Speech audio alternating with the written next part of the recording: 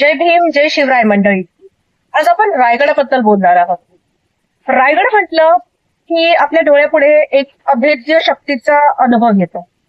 पण तुम्हाला माहित आहे का की महाराजांनी राजधानी म्हणून फक्त रायगडच का निवडला? आणि अशा कोणत्या गोष्टी आहेत ज्या इतिहासाच्या पुस्तकात सुद्धा सहज मिळत नाहीत? आज आपण रायगडाचा असा रहस्यांचा शोध घेणार आहोत, ज्या बघून तुम्ही सुद्धा म्हणा की महाराजांची बुद्धिमत्ता खरंच अप्रतिम होती.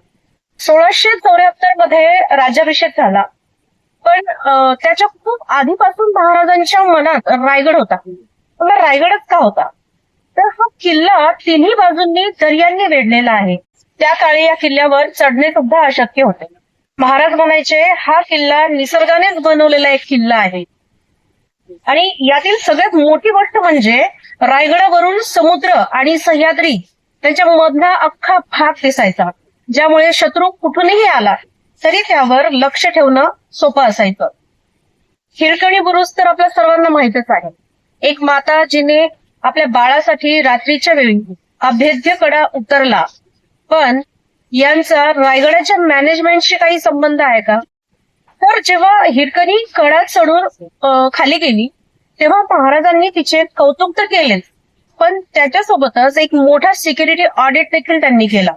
त्यांना समजलं की जर एक स्त्री कडा उतरू शकते तर शत्रू सुद्धा येऊ शकतो.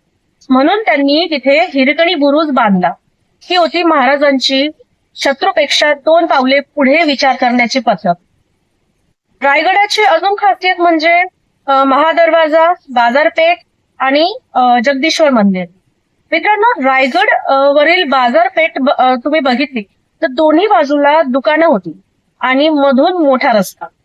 पण त्या काळात ड्राईव्ह इन मार्केटची संकल्पना महाराजांनी अंमलात आणली होती. म्हणजे घोड्यावर बसूनच तुम्ही खरेदी करू शकता. महाराजांच्या काळातली सर्व्हिलन्स सिस्टीम माहितीये का? स्पेस सर्व्हिलन्स सिस्टीम होती. तर ध्वनिशास्त्र म्हणजे अकॉस्टिक्सचा खूप चांगला उपयोग महाराजांनी करून घेतलेला होता.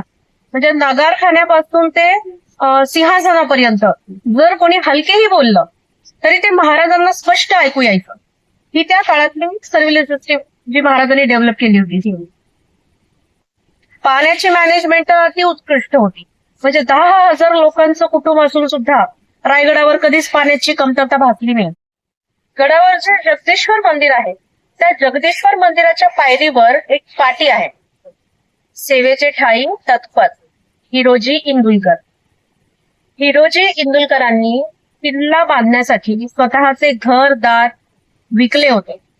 जेव्हा महाराजांनी त्यांना विचारलं की तुम्हाला बदल्यात काय हवे, तेव्हा हिरोजी म्हणाले, फक्त मंदिराच्या पायरीवर म्हणजे नाव लिहिण्याची परवानगी पाहिजे, ज्यामुळे तुम्ही जेव्हा मंदिरात जासाल तेव्हा तुमच्या चरणाची धूळ माझ्या नावावर पडेल. बघा, असे निष्ठावंत मावळे म्हणूनच स्वराज्य उभे राहील.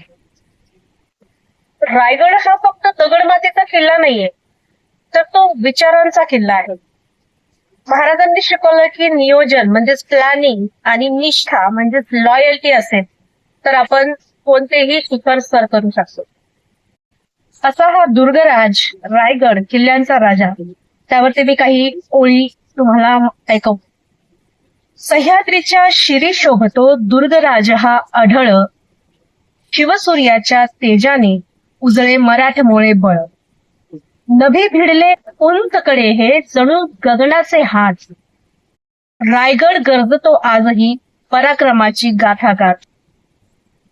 चहू बाजूंनी वेढा दिला कड्यांच्या त्या भिंतींनी, शत्रूचेही काळीज धडके इथल्या क्राळ उंचीने. व्यापाराची जिथे पेठ बसली घोड्यावरूनही चाले व्यापार, नियोजित त्या नगर रचनेचा जगी नसे हो पार. 2 रांगात थाटली दुकाने, भव्य रस्ता तो रुंद, रयतेच्या सुख समृद्धीचा दरवळतो तिथे सुगंध. 32 मनांचे सिंहासन जिथे सत्याची साक्ष देईल, शिवछत्रपतींच्या पदस्पर्शाने ही माती पावन होईल.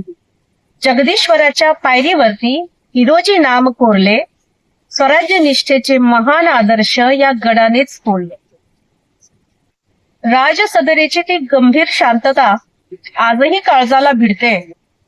भगव्या ध्वजाच्या फडफडण्यातून वीरश्री ओसंडते. रायगड नाही हा केवळ दगड, हा तर हिंदुत्वाचा श्वास. शिवरायांच्या कर्तृत्वाचा हा अढळ दिव्य इतिहास. हा व्हिडिओ, ही माहिती तुम्हाला कशी वाटली ते नक्की सांगा. आणि भेटूयात पुढील अशाच माहितीपूर्ण व्हिडिओमध्ये. जय भीम, जय शिवराय, जय समर्थ.